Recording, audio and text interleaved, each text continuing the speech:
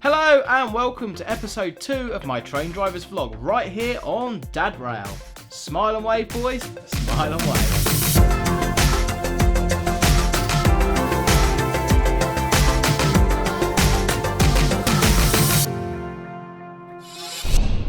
Hello, my name's Richard Evans and a warm welcome to vlog number 2. That's right, I've made it to number 2.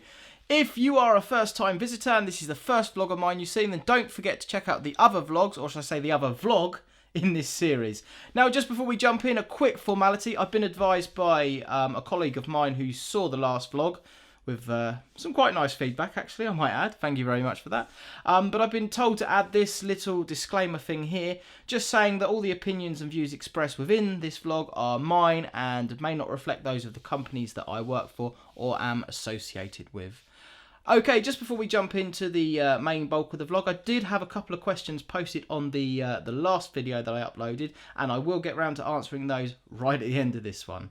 Okay, guys, so smile and wave. Now, if you've seen the, I think it was Disney Pixar, the film Madagascar, The Penguins of Madagascar, you'll know where I got that saying from. That's the title for today's vlog, and I shall tell you for why. I was, earlier on this week, I was driving a train, as I often do, from Hastings to Charing Cross, and I passed through West St Leonard's station. Now, if you know the area, West St Leonard's is on a tight corner just after Bo Peep Junction, doing around 20 miles an hour. Now, on the platform there were a couple of young lads filming with tripods, filming the trains, and they gave me the whistle gesture, you know, the one that goes a bit like this. As I went past them, I didn't sound my horn, but I did wave back. Now, if that was you on the platform, then I do apologise. But there's a very good reason why I didn't sound my horn, and that's what I wanted to talk about briefly in this vlog. So there are a couple of reasons why train drivers may not sound the horn when you wave at them. There's a couple of good reasons, but the main reason it comes down to is neighbours of the railway. You know, you get people that buy a house right next to a railway line that's been there for 100 years. They live there for 6 months and then start complaining about the noise of the trains going past. Now, noise of trains going past has become such an issue lately, especially drivers sounding their horn, that as drivers we're actually discouraged now from sounding our horn to please passers-by. Was a time when you saw children on the bridge, you'd blow your horn, it makes them happy, it makes us happy, but it's something we're actually discouraged from doing now because we do get so many complaints from neighbours of the railway. So the issue of train horns has become so much so lately that about, don't quote me on this, but it was around 2 years ago, the RSSB Railway Rulebook, and I will leave a link in the description below to that. It was updated and the list of occurrences when you should sound the horn was actually reduced by quite a few. For example, in the past, when you were given authority to pass a red signal by the signaller, you'd sound the high tone of the horn before you made that manoeuvre. That's gone from the rulebook, no requirement to do that anymore. If you were passing sidings or passing a line when there was shunting taking place, you were required to sound 2 tones on the horn. Again, you're not required to do that. Even when passing through a station at speed now, there's no requirement to sound the horn. But all is not lost for railway enthusiasts. There is one occurrence in the rulebook. There is one kind of get out of jail free card, and it does state in the rulebook that the driver may sound the horn whenever they feel that it's necessary. So as long as the driver has a good reason to sound the horn, then bingo, you're in business. Now, whether railway enthusiasts on the platform going like this is a good reason to sound the horn is up to the individual driver. For me personally, I tend to use a common sense approach to these things. West St Leonard's, as I described there, you're on a tight bend, you're going quite slow, it's a built up area, lots of houses around. For me, that's not a good place to sound the horn. You're probably going to get someone complaining who's got nothing better to do with their time, in all fairness.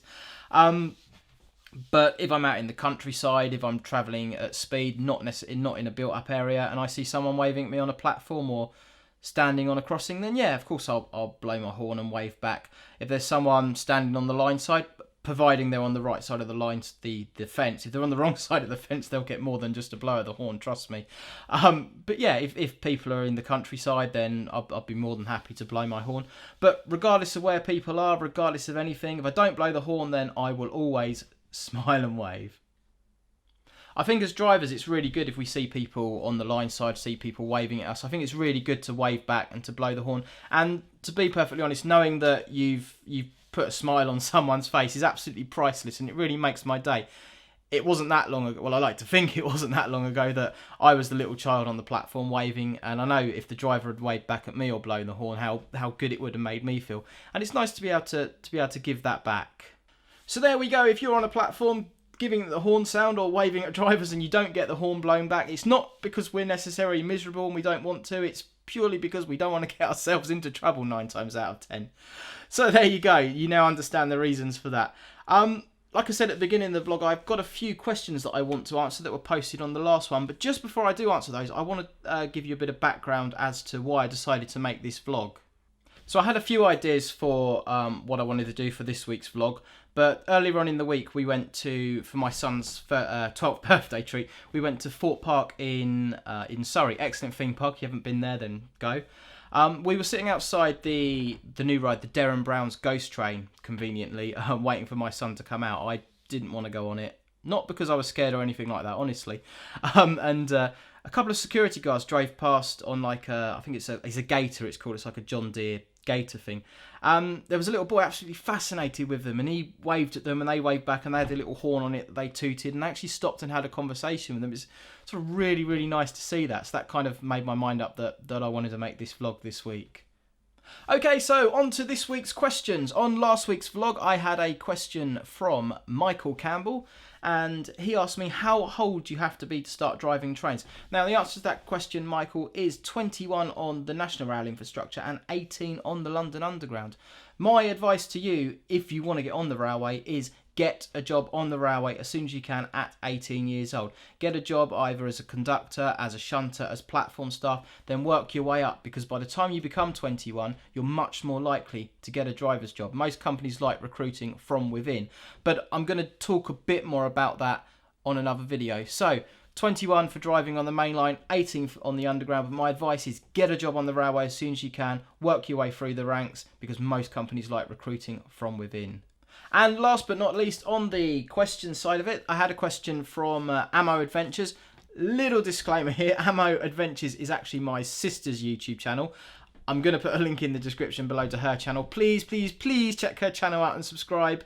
We've kind of got a little subscriber race thing going on at the moment, so please, please, that would be really appreciated. And Ammo asks me, is it fun to drive trains? It's actually quite a long-winded answer to that question. I'm not going to go into too much detail about. Yes, it is fun to drive trains, but it can also be a very boring and repetitive job. But again, it's something I want to talk about a bit more in a future vlog. Okay guys, well that is it for this week. I do hope you've enjoyed this vlog. I'm aiming to put a vlog out every Friday, but it depends on how shift patterns work and what happens with real life basically. But my aim is to get a vlog out to you every Friday. If you do want to ask any questions that you want me to answer on the next vlog or future vlogs, then leave them in the description below. Also, we've got social media channels.